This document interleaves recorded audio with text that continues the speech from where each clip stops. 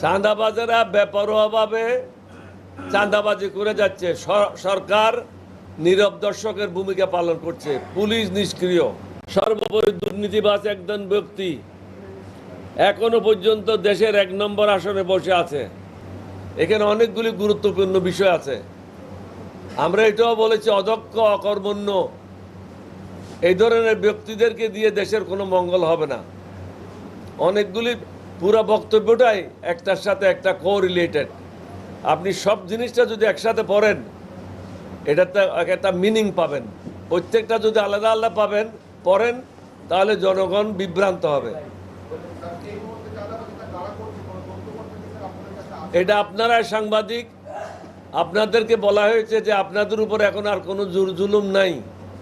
আপনারা সন্ধানী রিপোর্টের মাধ্যমে এই সমস্ত চাঁদাবাজদের স্বাস্থ্যকর অল টাইম হানিকম, সব সময় অল টাইম হেলদি লাইফ জনগণের সামনে নিয়ে আসেন, সরকারকে সাহায্য করেন।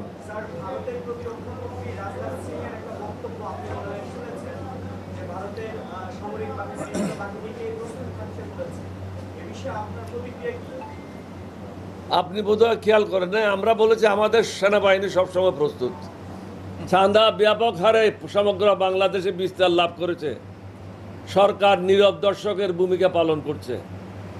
প্রশাসনের মধ্যে দুর্নীতিবাজ, টাকা পাচারকারীদেরকে চাকরি থেকে বরখাস্ত করা এবং তাদের বিরুদ্ধে দুর্নীতির তদন্ত করা খুবই জরুরি। সর্বোপরি দুর্নীতিবাজ একজন ব্যক্তি এখনো পর্যন্ত দেশের 1 নম্বর আসনে বসে আছে।